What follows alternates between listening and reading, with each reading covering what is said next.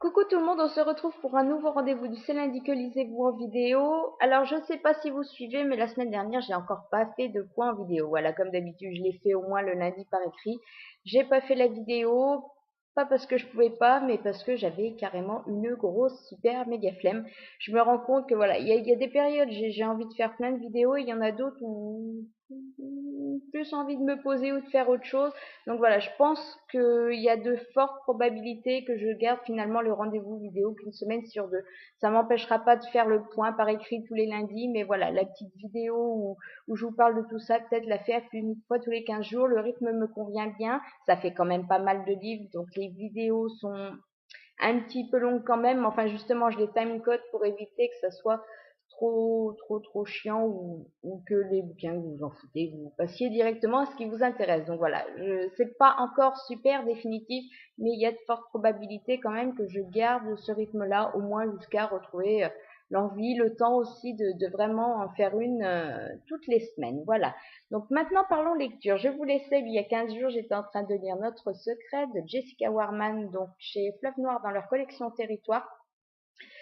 Et je passais un bon moment. Maintenant, il me semble que je disais que voilà, on m'avait planté la base. J'aimais bien les personnages, j'aimais bien ce que je découvrais.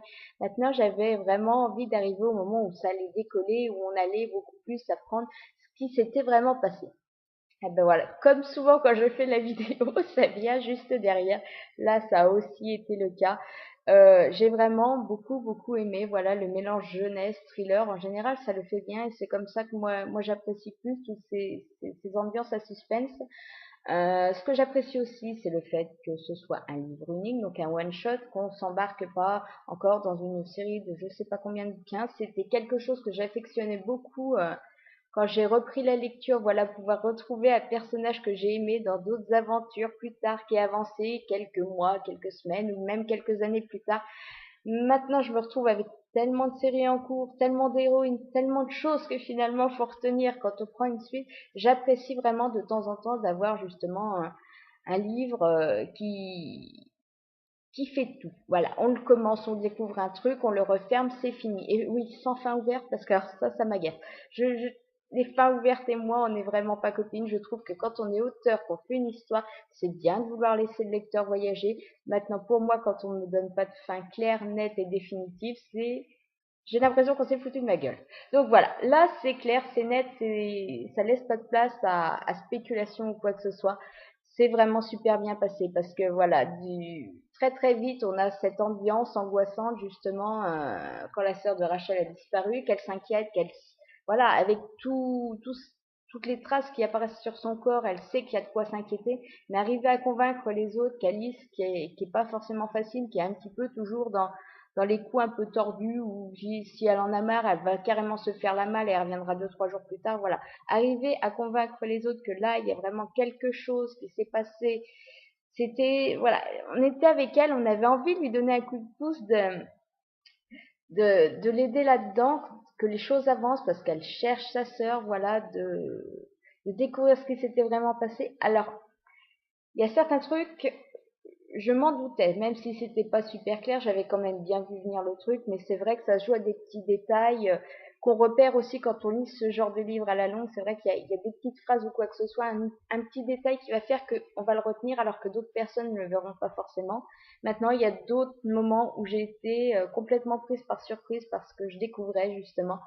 Le bilan de tout ça, c'est que c'est une lecture qui est juste géniale. Voilà, elle se lit bien, l'histoire, elle est top.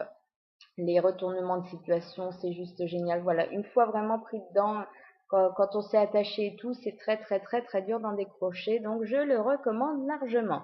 Voilà. Ensuite, j'ai sorti donc celui que je devais lire pour la lecture commune et aussi parce que j'avais une folle envie de romance. Donc, La saga des Bédouines, le tome 1, Un mariage en blanc de Marie Balog, j'ai lu pour elle dans leur collection Aventure et Passion. Et celui-ci, je l'ai juste dévoré. Je crois bien qu'il a fait à peine plus de 24 heures. La romance et moi depuis cet été, voilà, autant j'aimais ça avant et surtout le côté paranormal, mais alors là, je me régale en ce moment avec de ces romances, voilà, romance historique qui est super bien passée. Donc on va On va suivre, alors théoriquement, parce que c'est comme ça qu'on nous présente, le colonel Eden Bedouin, donc qui est en permission et qui vient annoncer à la sœur d'un des soldats qui lui a sauvé la vie que justement, ben lui par contre, il n'a pas survécu. Donc voilà, et le mec super coince-coince, haute estime de lui-même, famille super reconnue, du fric, tout ça, donc on visualise bien le mec qui fait bien hautain dès la première fois qu'on le voit, et donc il va aller, je ne me souviens plus de son nom, annoncer la nouvelle à Eve Morris. Et Eve, par contre, elle est tout l'opposé de lui. C'est-à-dire que elle a des sous, mais pas plus que ça. Par contre, c'est quelqu'un qui a le cœur sur la main, qui, voilà, si elle voit un nécessiteux dans la rue, elle va pas pouvoir s'empêcher de le recueillir, de lui donner un boulot ou quoi que ce soit. Donc c'est vrai que ça lui porte un petit peu préjudice aussi, sachant qu'elle est pas mariée ou quoi que ce soit, et sachant qu'à côté de ça, il y a toute une histoire qu'elle risque de perdre son domaine. Donc voilà, ça c'est du blabla un petit peu, on l'apprend très vite. Le truc, c'est qu'en fait, elle va perdre le domaine une semaine plus tard, et la seule condition qui pouvait faire qu'elle le garde, c'est qu'elle se retrouve mariée avant les 1 an de la mort de son père. Donc ben, voilà, hein, comme c'est largement annoncé derrière, et puisque veut dire tout simplement le titre, on va avoir un mariage de convenance. Voilà, quand on découvre les deux, c'est vrai que elle, je l'ai tout de suite adorée parce que la petite nénette, elle est toute gentille et tout, elle rend service à tout le monde, elle s'oublie même là-dedans. Et à côté de ça, on a le colonel Bedouin qui est quand même qui fait très militaire, voilà. Il est parfaitement maître de lui-même et tout, et c'est vrai qu'ils sont tellement différents que j'avais du mal un petit peu à visualiser comment ils pourraient vraiment être heureux tous les deux. Bon, finalement, hein, comme toutes les bonnes romances, c'est super bien fait, ça vient petit à petit, même si on a beaucoup de suspense parce que l'auteur nous dévoile pas plus que ça les pensées de chacun. C'est beau, ça vient beaucoup plus sur la fin. Maintenant, j'ai adoré. C'est un coup de cœur. Et le tome 2 vient de rejoindre ma palle puisqu'il vient juste de sortir en librairie. Ensuite, j'ai fait une petite lecture numérique. Je me suis lu donc une sortie de vendredi chez Milady, donc loin de tout, de je ne sais plus qui encore une fois. J.A.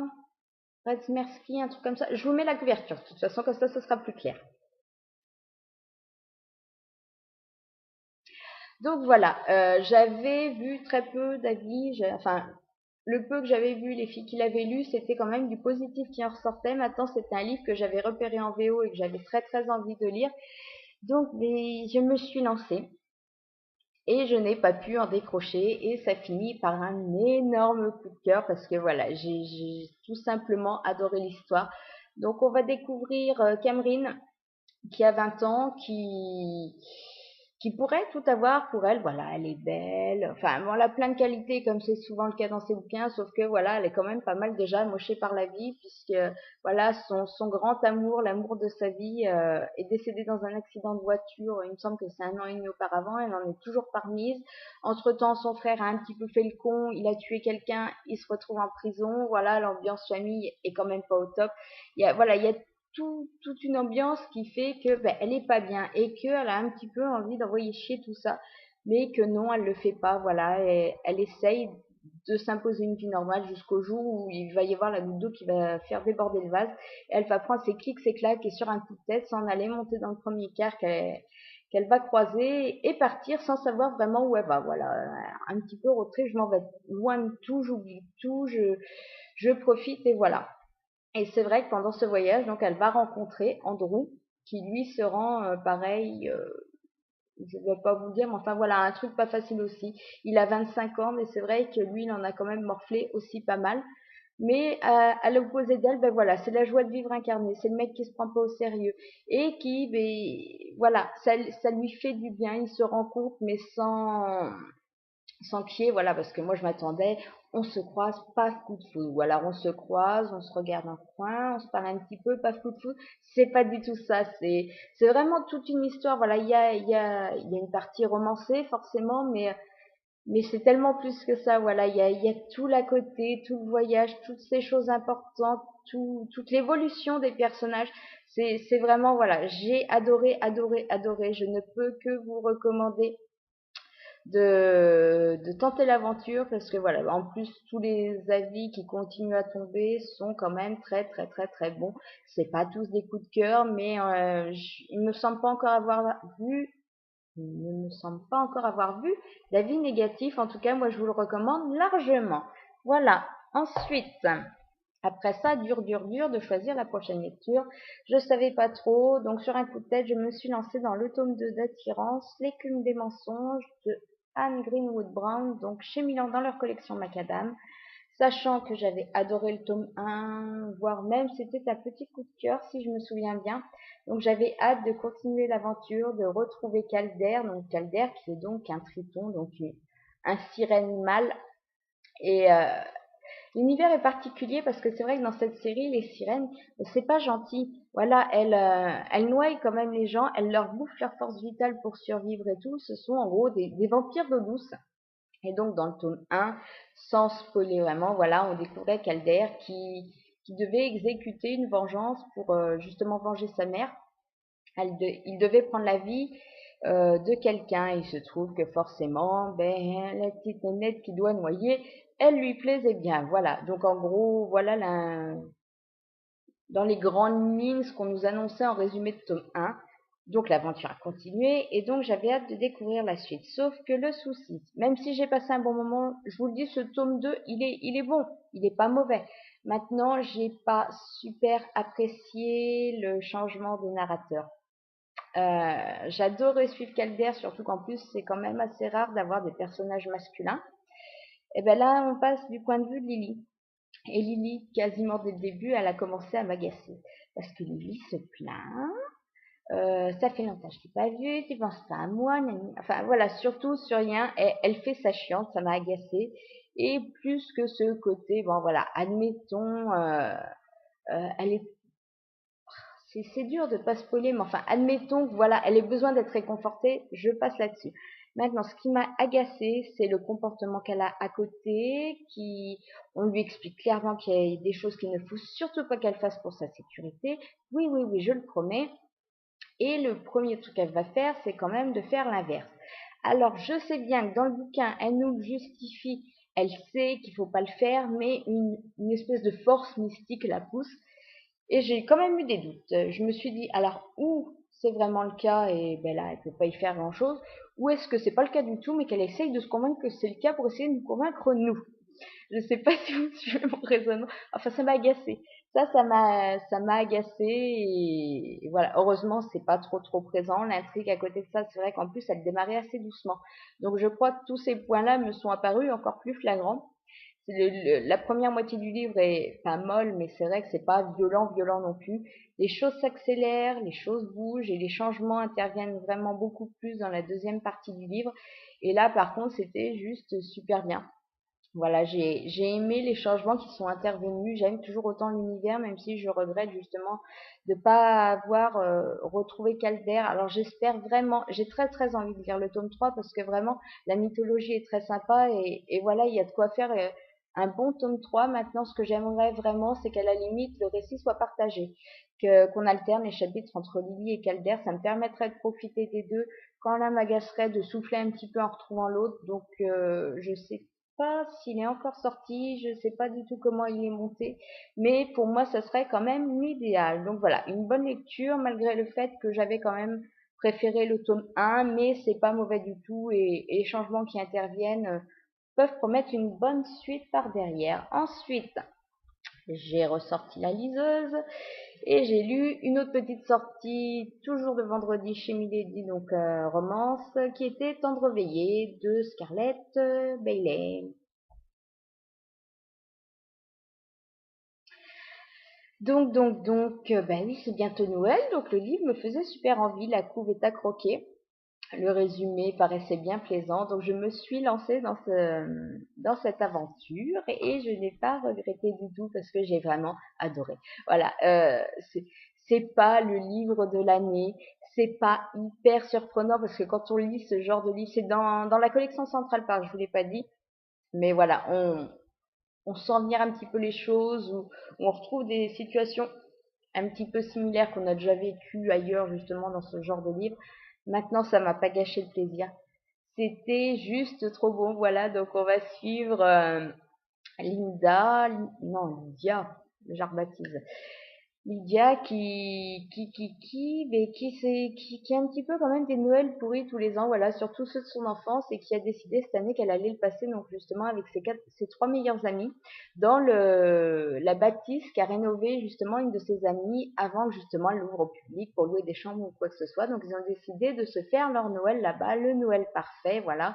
Donc elle y va avec son petit ami Stéphane, avec qui elle est depuis 1 an et demi, avec qui ça va bien. Stéphane, il est juste parfait, voilà, il est beau, il est gentil, il pense à elle, euh, il est pas jaloux, enfin, sur le papier, le mec, il a tout bon. Mais c'est vrai qu'à côté de ça, c'est pas la passion dévorante non plus. Donc voilà, elle va se rendre à ce Noël sous la neige, et en arrivant là-bas, ben, elle va voir une de ses amies arriver avec celui qui est son ex, qui l'a pas été longtemps, voilà. Ce qui explique aussi que ses amis ne l'aient pas rencontré parce qu'ils ont été ensemble pendant 1 mois et demi, il me semble. Enfin, ça a été 1 mois et demi où, voilà, ça a été, ils ont passé leur temps ensemble. Et pour elle, c'était le grand amour de sa vie. Ça s'est mal fini. Je vous en dis pas plus, vous découvrirez pourquoi. Mais elle est, voilà, quand elle le voit débarquer, tout s'effondre. Et ce n'est que le début, puisque ça, c'est vraiment les premiers chapitres quand elle arrive là-bas. Et après, les choses vont se compliquer. Le Noël va devenir de pire en pire, entre les règlements de compte, entre le fait d'avoir trop bu et puis qui se balance à certains moments des vacheries, enfin des vacheries un petit peu réelles, mais qu'ils en profitent un petit peu tous pour régler leur compte. Voilà, c'est pétage de plomb, c'est il y a rien de va plus, ça se barre dans tous les sens, en plus des problèmes, voilà, la chaudière qui pète, donc tout le monde est littéralement gelé, il n'y a plus moyen de faire à manger. Enfin, voilà, c'est cata sur cata, c'est le gros Noël cata, et moi j'ai adoré, j'ai vraiment passé un super moment avec ce bouquin. C'était marrant, j'ai adoré quand il se foutait sur la gueule, j'ai adoré quand il y avait des petits passages plus mignons, voilà, tout ça, ça l'a super bien fait. C'est vraiment une lecture de saison toute mignonne à faire. Faut pas en attendre quelque chose d'hyper sensationnel et totalement nouveau. Maintenant, pour les bonnes petites lectures détente qui passent bien, il était juste parfait. Voilà, voilà, voilà. C'était tout pour mes lectures passées. Mes lectures à venir, il y en a encore 3. Et encore, j'ai réduit parce que j'ai fini le temps de réveiller hier, mais autrement, c'était 4. Donc en ce moment, ma principale est le tome 6 de Chasseuse de la nuit d'Outre-tombe de Janine Frost, donc chez Milady. Et il est bien avancé puisqu'il doit me rester à peu près un tiers. Pour la lecture commune qui est mercredi, voilà, cette série traînait j'avais lu les 4 premiers très vite. J'ai un petit peu traîné pour les spin-offs et j'avais profité de la lecture commune du tome 5 pour justement me relancer dans la série. Maintenant, j'ai été assez déçue par ce tome 5. L'intrigue m'avait pas du tout plu. J'adhérais pas du tout. Je m'étais clairement emmerdée. Et en plus, voilà, j'avais pas trouvé de magie. Donc vraiment déçue par le tome 5. Ce qui fait que je peux vous dire celui-là, j'étais pas motivée et on était plusieurs à pas être motivés. Donc on avait justement planifié assez vite la lecture du tome 6 pour pas qu'il se traîne encore pendant X temps. Je l'ai commencé, je vous avoue que j'étais vraiment pas motivée et finalement je suis quand même agréablement surprise, même si là c'est un petit peu en train de se tasser, mais voilà, au niveau de l'intrigue, j'ai trouvé cette intrigue quand même plaisante. Je suis assez vite rentrée dedans. C'était assez sympa à suivre, ça l'est toujours, hein. Mais c'est vrai que là je trouve que passer la moitié, ça va faire ouais, 10-15% que je trouve que ça stagne un petit peu ou ça bouge pas assez à mon goût. Maintenant, c'est pas désagréable, ça reste très agréable à lire, mais voilà, le début était tellement prenant et tellement bien monté que là, je trouvais une petite baisse de régime. Maintenant, j'espère vraiment que ça va reprendre et que, bon, dans l'ensemble, c'est vachement quand même au-dessus du tome 5 pour moi. Donc voilà, je vous en reparle lundi prochain pour un bilan définitif. Ma deuxième lecture en cours est aussi chez Milady. Mais ça fait beaucoup de Milady d'un coup. Ça fait des plombes que je veux continuer la série, que je veux lire le 9, maintenant le 10, mais il faut passer par le 8 comme je vous le disais il y a 15 jours. Donc j'ai sorti le tome 8 de Minuit, Captive de Minuit de Lara Adriane, euh, au tiers, au tiers, et je vous avoue que Brock, comme je vous le disais, on connaît tellement peu que j'étais pas super motivée par son histoire, même si c'était amorcé en fin de tome 7. Maintenant, là aussi, je suis agréablement surprise parce que ça se lit quand même super bien. Ce qu'on nous... Ce qui est vachement bien fait, c'est quand même qu'il y a vachement de rappels. Et ça, je trouve que l'auteur réussit très bien pour cette série à nous rappeler ce qui s'est passé le tome d'avant, mais aussi tous les liens entre les personnages, toute l'intrigue à côté avec Dragos et compagnie. C'est vrai que c'est des trucs qui remontent quand même pour au moins au tome 2 ou 3. Donc il y a quand même pas mal d'informations qui sont étalées sur les tomes, mais elle arrive très très bien à nous rappeler ça en une ou deux phrases de temps en temps. Et c'est là pour le fait de replonger dedans facilement, c'est juste super. Elle arrive à me faire apprécier Brock. J'aime aussi le personnage féminin. Je suis en train de réfléchir en même temps, c'est pour ça que j'ai l'air un petit peu à la ramasse. J'aime, voilà, pour l'instant, ce que j'ai envie de vous dire, c'est ça. J'aime beaucoup ce qu'elle en fait et je ne m'attendais quand même pas à accrocher autant. Donc j'ai vraiment hâte de voir ce que donne la suite des choses parce qu'elle commence quand même le truc sur, elle commence quand même le livre sur un truc juste énorme et qui peut changer beaucoup de choses. Donc j'attends vraiment de voir ce que donne la suite. Et ma troisième lecture est en numérique pour changer. Elle est aussi chez Milady. C'est une sortie aussi de vendredi. Alors, ça sera dans la collection Romantica, il me semble qu'elle s'appelle. Oui, de chez Milady, donc en grand format. Et c'est donc le tome 1 d'À fleur de peau, Rush de Maya Banks. Donc, je me suis longtemps tâtée celui-ci à le lire. C'est vrai qu'à la base, je voulais le lire. Maintenant, il y a eu quelques avis où c'était quand même pas vraiment ça. C'est pas ça du tout qui m'a empêché de le lire. Maintenant, pour moi, c'est vrai que je pense qu'on était plusieurs à penser que la collection Romantica était un mélange de romantisme et d'érotisme. Et en fait, il s'avère que c'est un peu plus hard que ça, normalement. Donc, j'ai pas encore tenté de titre de la collection. 80 notes de jaune me tentait pas. Donc, c'est vrai que j'étais entre deux. Je me suis dit, est-ce que j'en lis un pour voir justement ce que donne cette collection?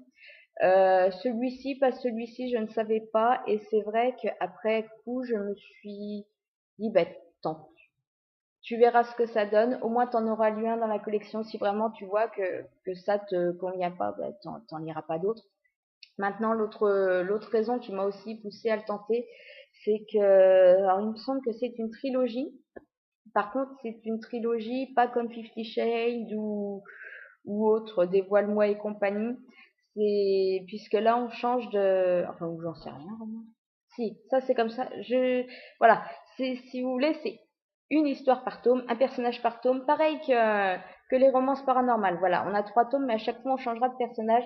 Donc voilà, j'ai été beaucoup plus motivée par ça que me dire je m'embarque dans une trilogie où on va le faire. Alors le tome 1 il se rencontre, c'est difficile, mais ils finissent ensemble ou ils se séparent ou quoi que ce soit. Le tome 2 il arrive un imprévu et voilà, suivre un couple finalement avec pas mal de rebondissements de soucis. Non, je préfère un tome consacré à chaque personnage. Voilà, si vraiment je vois que j'adhère pas là, ben je continuerai pas la série et je découvrirai pas les autres associés puisqu'il me semble que c'est ça pour les tomes 2 et 3.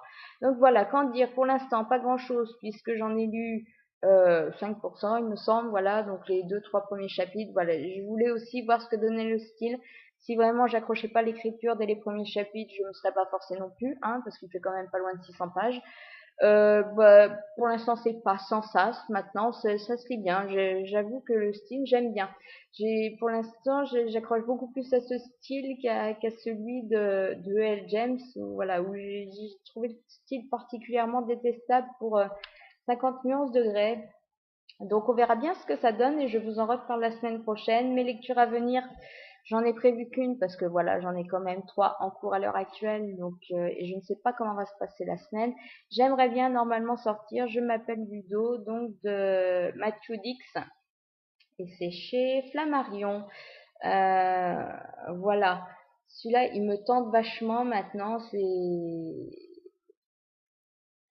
Je sais pas si c'est ce qui me fera envie seulement moi. Je pense que c'est celui que j'aimerais sortir maintenant selon comment se sont passées mes lectures d'avance, selon ce que j'ai envie. Si ça colle, je le sors. Si j'ai totalement envie d'autre chose, voilà, c'est peut-être que Rush justement m'aura complètement dégoûté, que j'aurais envie d'une belle romance pleine d'amour, d'une romance historique, un peu genre les Bedouins, ben je sortirais peut-être plus les autre chose, voilà, que celui-ci. Mais si tout se passe bien autrement et que j'ai eu de bonnes lectures, normalement c'est celui-ci qui sortira. Voilà. Donc on a fait le tour. J'en prévois pas plus. Si je sors autre chose, je sortirai autre chose. Ça va vraiment se voir sur le moment et puis ça va dépendre de comment se met aussi la semaine. Je vais m'arrêter là. Je vais vous souhaiter une bonne fin de semaine. Je vous dis à je ne sais pas quand, au pire à lundi dans 15 jours, peut-être à lundi prochain. En attendant, je vous souhaite une bonne semaine, de belles découvertes livresques et un peu de beau temps tant qu'à faire.